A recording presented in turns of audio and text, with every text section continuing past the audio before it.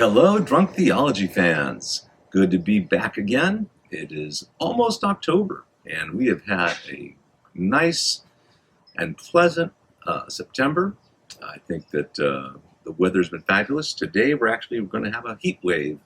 Starts today here for the next few days, which we don't need in California, but it is what it is. Anyway, I'm excited here because I'm getting ready to tell you that we are now going to be launching this week our Patreon video option, where you can go on to Patreon and watch entire lessons.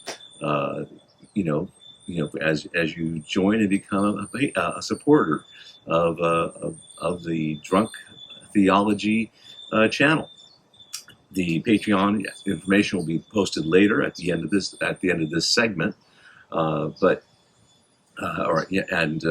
there we can go ahead and you can join in and watch the rest of the lesson and look at all the different tiers that we have. We offer a variety of things. The first one will be video lessons. The other will be questions answered back and forth. And the third tier actually, if so desired, can have a meeting or a phone conversation to discuss your situation personally, if you need prayer, whatever it is that you need.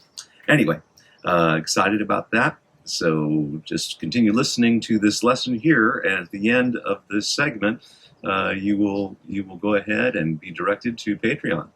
But if nothing else, I am going to be having a second video come out every week. That is not connected to Patreon. The full segment will be on YouTube and on my podcast, and so you can get your information there regarding those particular studies. But we're starting studying today. We will be all studying today the Book of Revelation. I think it's always been important. I think every generation of Christians should have paid attention to it. Because it's not just the coming of Christ that is what is at stake or is what we're looking for. It is really a lot deeper than that, and we'll discuss some of that here in a few minutes. But in the meantime, if you'd like, just go ahead and click on the subscribe button, and that way you'll get notifications every week. Also, you can, if you're watching this on Instagram, you can go to my bio, and there you will see all of the platforms that you can listen to Drunk Theology on, whether you podcast or a video cast, and just feel free to do that, and feel free to become a Patreon. We would love to have you come and join alongside with us and support the ministry. Okay, so the Book of Revelation, the last book in the New Testament. It's a very polarizing book, to some readers at least. Some see it as, a book about the future, a book that's the key to the universe. Others look at it as completely weird and obscure and unable to make sense of it and dismiss of it as nonsense, somebody that was just on shrooms, and that's a possibility. There is some evidence in some old literature dating back to the first century that some early Christians did experiment with psychedelics, which is kind of interesting. Not that I'm recommending that at the very least, but some people look at that and say, yeah, see, the Book of Revelation is weird, and it's like some guy that's just been taking some psychedelic drugs or something. Some regard it as something that is highly evolved and highly picturesque and is absolutely literal. And others look at it as being simply symbolic of the problem with good and evil in our world. So, depending on your point of view, will determine how you look at the book. But you got to look at the book. That's the thing. See, basically there's four schools of thought. I mean, there are others, obviously, but four schools of thought we're looking at. One of the one school of thought is a futurist view that the Book of Revelation is an explicit forecast of what is going to happen in the future, and some approach the book in that way. Others, look at it as a preterist, what is called a preterist view, which is to say that the Book of Revelation was all fulfilled in the first century. That's the thing. Others look at it as a historical or a presentist view, that the prophecies of Revelation have been partially fulfilled and are being fulfilled now during the period between Yeshua's resurrection and his second coming. And for those of you who don't know who Yeshua is Jesus. Just using the Hebrew word here, because we're going to be looking at this book.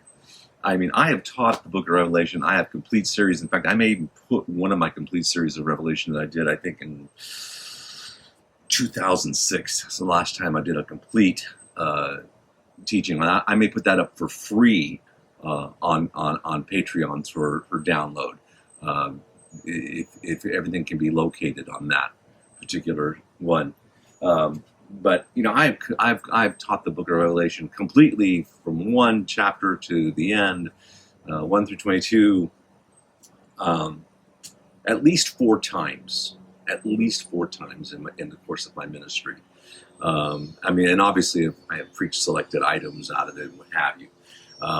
But